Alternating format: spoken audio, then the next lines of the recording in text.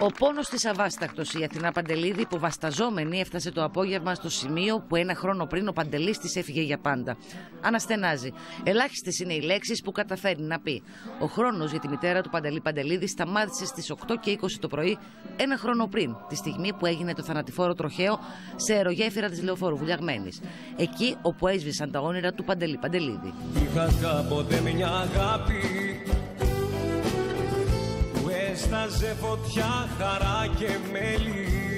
Δίπλα στην Αθηνά Παντελίδη, συγγενείς, φίλοι και θαυμαστές του γιού της. Η ίδια φορά τα μαύρα γυαλιά της για να κρύψει τον πόνο της. Στέκεται μπροστά στο σημείο που έσβησε το παιδί της. Δεν αντέχει. Οι δικοί της άνθρωποι την απομακρύνουν. Ο κόσμος φωνάζει το όνομα του παιδιού της. Από το πρωί το σημείο που έγινε το τροχαίο δυστύχημα πλημμύρισε από κόσμο. Κάποιοι δακρύζουν για τον τόσο άδικο χαμό του Παντελή Παντελίδη, μόλις στα 33 του χρόνια. Η περιοχή πλημμυρίζει από τα τραγούδια του.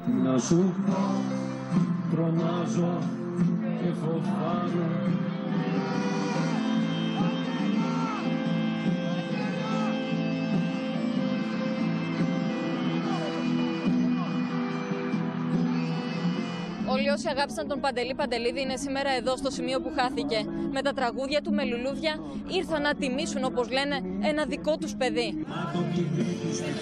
Ένας χρόνος τώρα, πολύς πόνος, πιο πολύ βέβαια για την οικογένεια.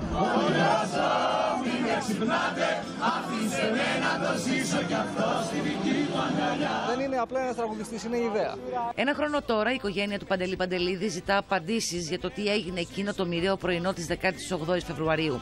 Μαζί με τον άτυχο τραγουδιστή στο αυτοκίνητο ήταν η Φρόσο Κυριάκου και η Μίνα Αρναούτη που τραυματίστηκαν. Μέσω δικηγόρων απαντούν για το ποιος οδηγούσε το μοιραίο τζιπ σε ένα σύριαλ που δείχνει να μην έχει τελειωμό. Να ξαναείμαστε μαζί, πως αποφυλίεται και κοντοματικά γίνομαι. Ο Παντελής Παντελίδης ήταν ένας τραγουδιστής φαινόμενο που αγαπήθηκε από το κοινό σου ελάχιστη. Κατάφερε να φτάσει στην κορυφή μόνος του. Ένα λαϊκό παιδί από τη Νέα Ιωνία έγινε το ίνταλμα χιλιάδων ανθρώπων. Παραμύθια ζώμαι, ξέρω πολύ καλά τι θα συμβεί. Η μητέρα του στη σελίδα της στο Facebook έστειλε σήμερα το μήνυμά της. Ήταν όνειρα μεγάλα που σου στέρισαν. Σήμερα όλοι οι θαυμαστές του τον τίμησαν ένα χρόνο μετά, τραγουδώντας τα τραγούδια του στο σημείο που έσβησε.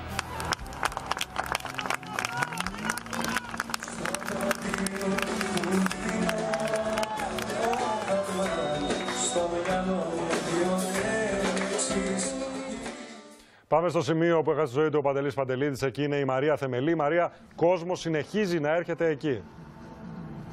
Είναι πραγματικά συγκινητικό, Παναγιώτη, πως ένα χρόνο μετά, παρά το κρύο, πάρα πολλοί άνθρωποι που αγάπησαν τον Παντελή Παντελίδη μέσα από τα τραγούδια του βρίσκονται εδώ, στο σημείο της τραγωδίας, στο σημείο που έχασε τη ζωή του ο αγαπημένος τους ερμηνευτής. Όπως μπορείτε να δείτε, αυτή την ώρα έχουν έρθει εδώ θαυμαστές του με τα αυτοκίνητά τους και να παίζουν στη διαπασόν τα τραγούδια του Παντελή Παντελίδη. Άλλοι ήρθαν εδώ τραγουδώντας τις επιτυχίες του. Άφησαν κεριά, λουλούδια, λευκά τριαντάφυλλα και σημειώματα που γράφουν ότι θα τον θυμούνται για πάντα, ότι είναι δίπλα τους. Μέχρι πριν λίγη ώρα ήταν εδώ και η μητέρα, όπως είδαμε, του Παντελή Παντελίδη στο βίντεο, για το τρισάγιο που πραγματοποιήθηκε στη μνήμη του. Πρέπει να σου πω ότι οι θαυμαστές του που έρχονται εδώ μας λένε ότι ήρθαν για να τιμήσουν ένα δικό τους παιδί. Ένα καλλιτέχνη που άφησε το στίγμα του σε σύντομο χρονικό διάστημα. Κανείς δεν μπορεί να πιστέψει πως αν σήμερα ένα χρόνο πριν αυτός ο καλλιτέχνης έσβησε εδώ στην άσφαλτο τόσο ξαφνικά, Παναγιώτη. Οι μνήμες είναι ακόμα νοπές και όσοι είναι εδώ σήμερα σίγουρα θα τον θυμούνται για πάντα. Μάλιστα, Μαρία, σε ευχαριστούμε πολύ. Τώρα τον δρόμο